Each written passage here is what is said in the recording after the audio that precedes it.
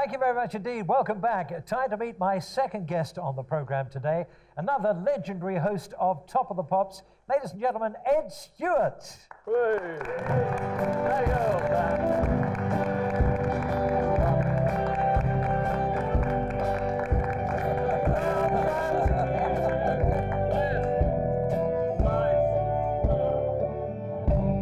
Lovely. How lovely to see you, David. Your old theme, we played you on with Morning Town Ride, which of course was the theme from Junior Choice, which you introduced for, in fact, you're still doing. Yes, I do it on Christmas Day, and they still play the same theme. I think it was recorded by Stan Butcher's Birds and Brass. That was the name of the album it came from. Of course, it was the Seekers' song, Morning Town Ride, and yes. they chose that as my theme. Now, let me take you back to the start of your career, as I did with Pete, because I know that you began in Hong Kong. That's true. I started in Hong Kong in 1961. I was actually learning to play the bass in those days, and because of the skiffle craze, I had joined a skiffle group, and a couple of mates of mine were doing their national service, and they'd been posted to Hong Kong. And they wrote to me and said, why don't you come and join us and make up the trio? And I said, oh, what a good idea. And I said to my dad, Dad, you haven't sent me to university probably, because I probably wouldn't have got in anyway. I said, could you lend me the money for the airfare?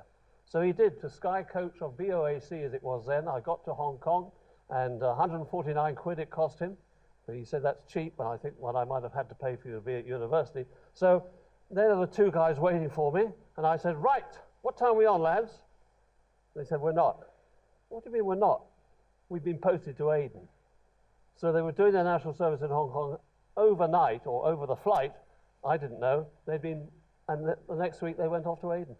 And I never got to play with them, but I had to stay because I didn't have the return ticket. And because I'd done a little bit for the BBC at Bush House in London, I said that I'd work for the BBC. Well, when you did that in those days, you were welcomed immediately. Sit down. How many sugars in your tea, Mr. Mannering? And off I went. And so I got a job there as a newsreader, as everything. And it was lovely. And I stayed for 4 years. And when I came back, the Pirates had started. I joined Radio London in 1965, and then Radio 1 in 1967, and Radio 2 in 1990, and haven't looked back. Absolutely. By the way, I know how much you love the BBC, and I noticed that you're wearing your BBC jacket today, small checks. Not like you to be funny. You also became one of the hosts of Crackerjack. Go on, say it again. You know, ready? You've always wanted to do that. You said you've always wanted to shout Crackerjack. Should we do it? On your behalf, we'll do it together. Ready? One, ready, two, three. Crackerjack! So he's got the louder voice. Now, we're actually got a clip here of you on should we say it now? Crackerjack!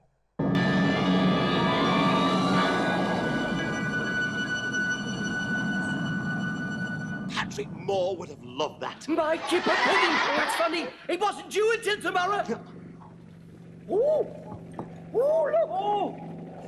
Oh, look! Oh! Hey! It's just what I've always wanted, a flying food mixture. What a nice place.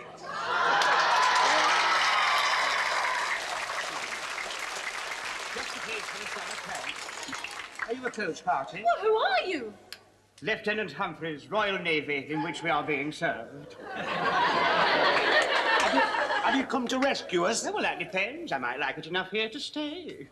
Excuse me. Hello. You can't stay here. Oh, it's horrible. Oh, there's dangerous animals, poisonous insects, water all over the place, and avalanches. You shouldn't believe everything you read in the brochures. Excuse me. As a matter of fact, the other day I thought I'd have a look round the other side of the island, you see. Well, there I was, dangling on the end of my ladder, just like my budgie at home. When I put one foot on the sand and I went off the whole idea, so I shinned up my ladder back to me chopper and flew back to base. Oh, so that was your footprint, but it was a barefoot. Ah, well, I didn't want to get the sand on my shoes. Ruins the suede, doesn't it? Have you two quite finished? I was just divulging a little of the plot. Now, I take it was you that sent that distress signal. Distress signal? Oh, it's quite pretty it was, too. Just like Guy Fawkes' night. You haven't got any Catherine wheels, have you? I like you. He was talking about my kipper pudding. Oh, Thank you. And for those who've never seen me before, that's what I look like without grey hair. Yes. You were on Cracker Jack for quite a long time. Yeah, about five years. Yeah. It was Eamon Andrews started Cracker Jack in 1955. Leslie Crowther took over. Then I think Little and Large did it for a couple of years, and then Michael Aspel, and then myself, and then Stu Francis. Was it great fun to work on? I imagine it was. Yes, it was a week's programme in as much that there were various sketches which the acting staff, you know, the Jan Hunts and Peter Glazes and Don McLean's and Bernie Clifton's all did, and I used to come in and steal the limelight on the last line of the show. When it was 5 to 5, it's Friday, it's 5 to 5, it's Cracker Jack! And I could do that anywhere around the world. Yes. Still shout Cracker Jack and get a response. You also had your own program, didn't you? You had your own program that was aimed at kids. Junior Choice? No, TV. Yeah, Ed and Zed. Ed and Zed, yeah. Yeah, Ed and Zed. Yeah. Zed was a robot, and they asked me to do it last minute, really it was, and I was meant to learn my lines. Well, I'm, if you know, in pantomime, when we're meant to do our line learning, none of us are very good at it, and well, you or I.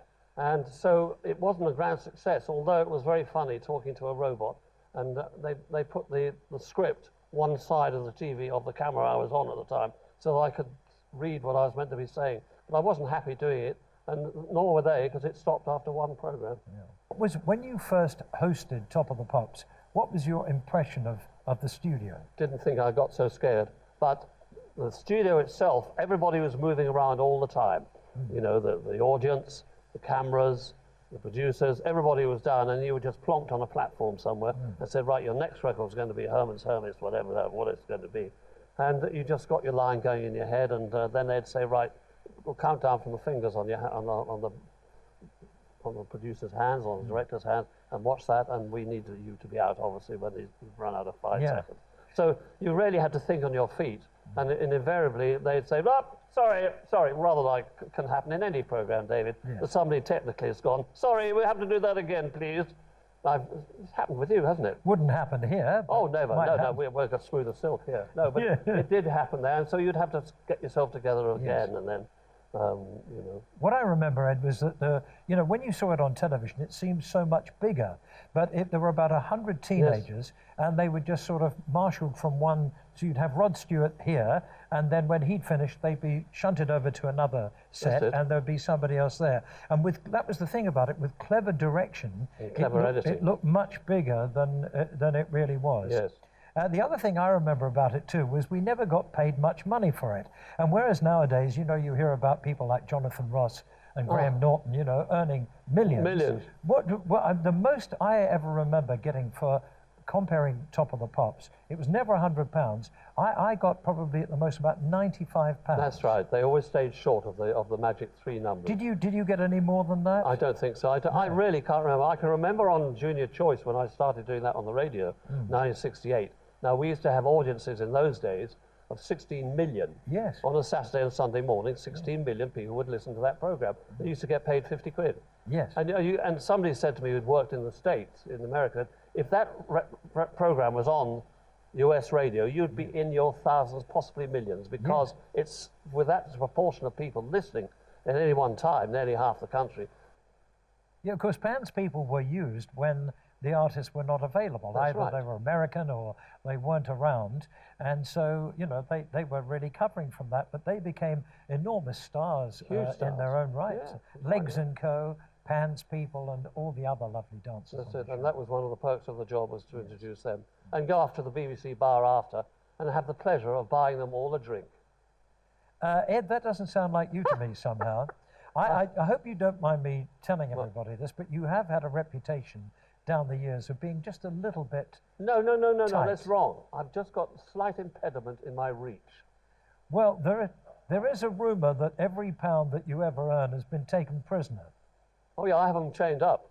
Shall I show you? No, because first of all, I want to say first of all a big thank you to the audience for clubbing together and paying your bus fare up from London. I think that was very good of them to do that. Well, I had to stand all the way. Thank you very much. Yeah, I'll do that again. And we knew that you were in the area because you were actually seen swimming under a toll bridge. The old ones are the best, aren't they, David? Honestly, listen, I'm not kidding about this because, Ed, how long have I known you? Too long, probably, but 1970s, 69, 70. I have known you something like about 45 years. Yes. Now, we've done a lot together in that time. We were at Radio 1 together. We were at Radio 2 together. Yep. We played football together in charity football That's it. matches. We even rode together in a speedway race, if you remember, Absolutely. at Wembley Stadium, which is a very dangerous thing to do on motorbikes.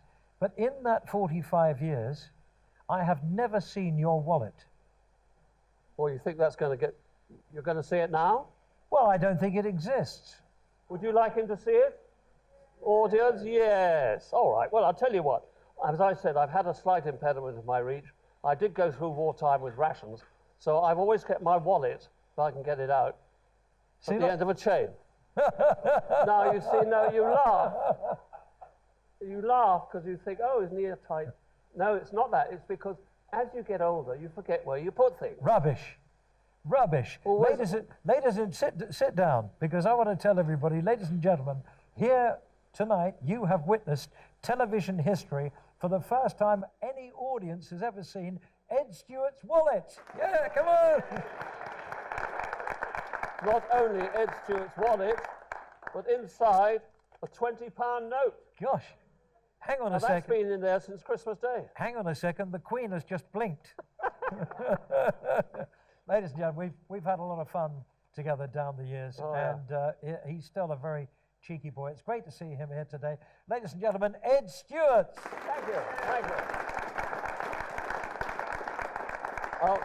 What do you go for, the wallet or the hand? Now, I want you to stay around because it's your, well, stay around. You've never stayed around. I've paid No, for You've one. never bought a round. But I want you to stay around because you're buying the drinks after the show. We're going to take a quick break, and it may be a long wait.